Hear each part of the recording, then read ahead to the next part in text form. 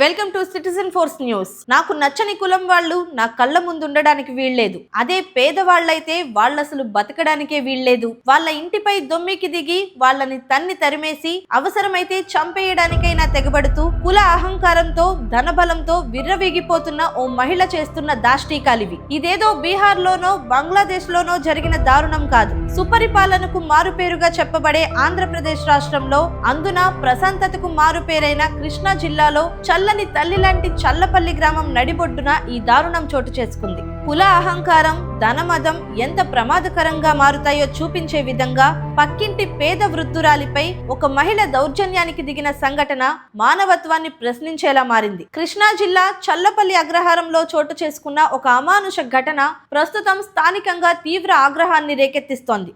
నివాసం లేని స్థితిలో రోడ్డున పడిపోయిన ఆ వృద్ధురాలి పరిస్థితి స్థానికులను కలిచివేస్తోంది. స్థానికుల వివరాల ప్రకారం చల్లపల్లి అగ్రహారంలో నివసిస్తున్న కాపు సామాజిక వర్గానికి చెందిన ఓ పేద వృద్ధ మహిళ 32 ఏళ్ల క్రితం తాము కట్టుకున్న చిన్న ఇంటిలో జీవిస్తోంది. ఆమె ఆర్థికంగా బలహీనురాలు. భర్త కొన్నేళ్ల క్రితం మరణించగా ఆమె పిల్లలు బతుకు తెరువు కోసం వేరే ప్రాంతాల్లో స్థిరపడ్డారు. అయితే వృద్ధురాలి పక్కింటిలో నివసిస్తున్న ఒక ధనిక మహిళకు ఆ వృద్ధురాలి ఇల్లు కన్నుపడింది. తన కులం, ఆర్థిక స్థితి ఆధారంగా అధికారం ప్రదర్శిస్తూ ఆ ఇంటిని కబ్జా చేయాలని ఆమె చాలా కాలంగా ప్రయత్నాలు చేస్తోందని స్థానికులు చెబుతున్నారు. ఇటీవల ఆ వృద్ధురాలు ఇంట్లో లేని సమయంలో పరిస్థితి మరింత భయానకంగా మారింది. వృద్ధురాలు ఊరికి బయట ఉన్న సమయంలోనే ఆ మహిళ కిరాయి రౌడీలను తీసుకొచ్చి ఇంట్లోకి అక్రమంగా ప్రవేశించినట్లు సమాచారం. వారు ఇంటి తలుపులు, కిటికీలు బద్దలు కొట్టి పైకప్పును కూల్చివేసి విధ్వంసకాండకు పాల్పడ్డారు. ఒక పేద మహిళ కష్టపడి నిర్మించుకున్న ఇంటిని నిమిషాల్లోనే ధ్వంసం చేశారు. ఆ తర్వాత ఇంటికి తాళం వేసి ఇది నా ఇల్లు అంటూ హంగామా సృష్టించిందని స్థానికులు చెబుతున్నారు. ఈ ఘటన గురించి గ్రామస్తులు సమాచారం ఇవ్వడంతో స్వగ్రామానికి వచ్చిన ఆ వృద్ధురాలు తన ఇంటి పరిస్థితి చూసి షాక్ కు గురైంది. తాను ఎంతో కష్టపడి నిర్మించుకున్న ఇల్లు పూర్తిగా ధ్వంసమై ఉండటాన్ని చూసి అక్కడికక్కడే కుప్పకూలిపోయింది. జీవితాంతం ఆశ్రయం ఇచ్చిన ఇంటి అవశేషాలు మాత్రమే కనిపించడంతో ఆమె తీవ్ర వేదనకు గురైంది. దీనిపై వెంటనే పోలీసులను ఆశ్రయించిన వృద్ధురాలి ఫిర్యాదు మేరకు చల్లపల్లి పోలీసులు ఘటనా స్థలానికి చేరుకున్నారు. నిందితురాలి వద్ద నుంచి తాళం తీసుకుని ధ్వంసమైన ఇంటిని పోలీసులు తెరిచారు.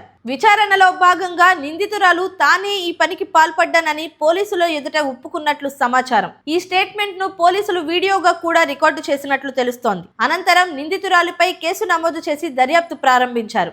అయితే ఘటన అక్కడితో ఆగలేదు. నిందితురాలు మళ్ళీ ఇదే చేస్తాను, మీ అంతు చూస్తాను అంటూ కిరాయి రౌడీలతో బెదిరింపులకు దిగుతున్నట్లు గ్రామస్తులు చెబుతున్నారు.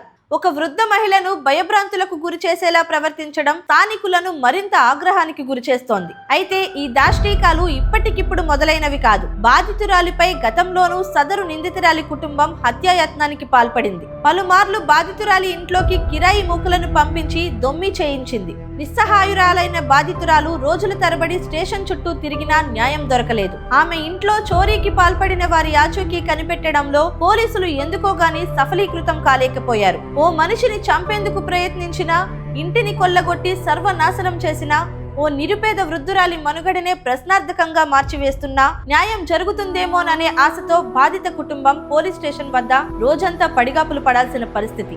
ఈ సంఘటనలో అత్యంత బాధాకరమైన విషయం ఏమిటంటే ఒక పేద వృద్ధురాలు తన చివరి రోజులు గడపడానికి ఉన్న చిన్న ఆశ్రయం కూడా కోల్పోవడం. కులం పేరుతో, డబ్బు పేరుతో ఒక బలహీనురాలిని లక్ష్యంగా చేసుకుని ఇలా దౌర్జన్యానికి దిగడం సమాజం ఎదుర్కొంటున్న అసమానతలకు ప్రతిబింబంగా మారింది. ప్రస్తుతం ఆ వృద్ధురాలు నిలువ నీడ లేకుండా రోడ్డున పడిపోయిన పరిస్థితి నెలకొంది. ఆమెను వేధింపులకు గురి చేస్తున్న మహిళపై కఠిన చర్యలు తీసుకోవాలని స్థానికులు డిమాండ్ చేస్తున్నారు. బాధితురాలికి తక్షణ న్యాయం చేయడంతో పాటు ప్రభుత్వం నుంచి ఆర్థిక సహాయం, భద్రత కల్పించాలని గ్రామస్తులు కోరుతున్నారు. సమాజంలో బలహీన వర్గాలపై ఇలాంటి దౌర్జన్యాలు పునరావృతం కాకుండా ఉండాలంటే ఈ కేసులో చట్టపరమైన చర్యలు వేగంగా తీసుకోవాలని ప్రజలు ఆశిస్తున్నారు. ఒక పేద వృద్ధురాలి కన్నీళ్లు వృధా కాకుండా ఆమెకు మళ్లీ నివాసం కల్పించి గౌరవంగా జీవించే పరిస్థితులు కల్పించడం ప్రభుత్వ యంత్రాంగం, సమాజం ముందున్న బాధ్యతగా మారింది. ఈ వీడియోపై మీ అభిప్రాయాన్ని కామెంట్ చేయండి. మరిన్ని అప్డేట్స్ కోసం సిటిజన్ ఫోర్స్ న్యూస్ ఛానల్ ను సబ్స్క్రైబ్ చేసుకోండి. అలాగే కొత్త వీడియో నోటిఫికేషన్ కోసం బెల్ ఐకాన్ ను క్లిక్ చేయండి.